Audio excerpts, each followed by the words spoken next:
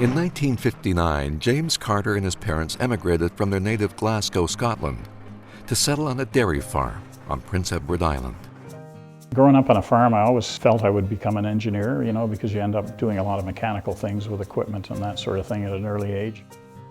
Jim took that love of engineering and used it to help build a company that would influence the fortunes of not just a province, but a nation. What he's done in the oil sands has impacted the entire country in a very positive way.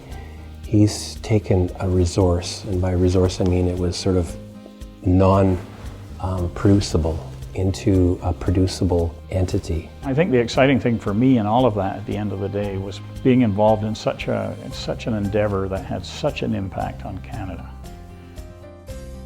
I think Jim's vision was for a socially responsible, progressive, efficient industry that was serving the needs of Canadians. They are talking about Jim's 28-year career with Syncrude in Alberta. Like many in the industry, Jim's passion for mining engineering was motivated by a job as a teenager. He was with Noranda in Manitowoc, Ontario. He returned to Dalhousie University to obtain his degree, after which he secured a job with the Iron Ore Company of Canada in Labrador City. I spent about a year and a half with IOC, and then I ended up coming out to Alberta in 1974. And went to Grand Cache and was involved in the coal mine there. And from there, found my way into Syncrude and into Fort McMurray and the oil sands. Jim started at Syncrude working with the truck and shovel fleet and worked his way up to president and COO, a position he held for 10 years before retiring in 2007. He's been in the oil sands a long time and essentially helped developed all of the technology in surface mining that's enabled it to become what it is today. One of those technologies was the hydro-transport system, which allows the ore to be crushed and transported through a pipeline.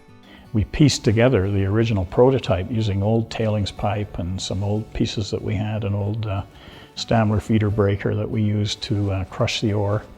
And within a very short time of starting up the operation, after about 12 months of building this prototype, we knew we had a winner because we were able to pump about 5,000 tons an hour through an 18-inch pipeline. And we were getting tremendous recovery at the other end, so we knew that we had the future development process for oil sand mining. Jim was also key in encouraging his suppliers to push the limits on truck and bucket sizes. They started with 170-ton trucks and eventually moved up to 320-ton. But bigger shovels meant they needed bigger trucks. They were working towards a shovel that would dig a 60 cubic yard bucket full, which would give us about 100 tons per pass, per bucket full. Caterpillar came on board. They had been very successful with their 240-ton trucks.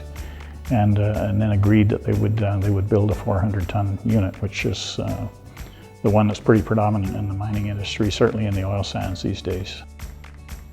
Jim's contribution to the industry wasn't limited to technical expertise. He is also known for his strong leadership, not just within the company, but in the community and the industry. Jim played a big part in the development of the Mining Association of Canada's Towards Sustainable Mining program. One of the key things about Jim was that he was always willing to share that Syncrude experience. Their relationships were excellent and leading edge, and as well as some of the other aspects of waste tailings management, risk communications and crisis issues, etc. Those management issues, as well as energy efficiency and greenhouse gas management. The Towards Sustainable Mining program is now being adopted by other countries. So this is an initiative now that's starting to get global recognition and certainly positions the Canadian mining industry in a very favorable light. And it all started because of Jim's work and some of his colleagues at the time. Jim also has a strong commitment to education, as evident in his work on the board of Keano College in Fort McMurray, helping to develop a careers program encouraging work in the trades. He also helped save the mining education program at the University of Alberta, when in 1991, it was about to be shut down. At the time, there were only 3 or 4 students in the program. And the administration at the university had said, well, look, we're going to cancel mining engineering because it's just not big enough. They formed a committee to save and grow the program.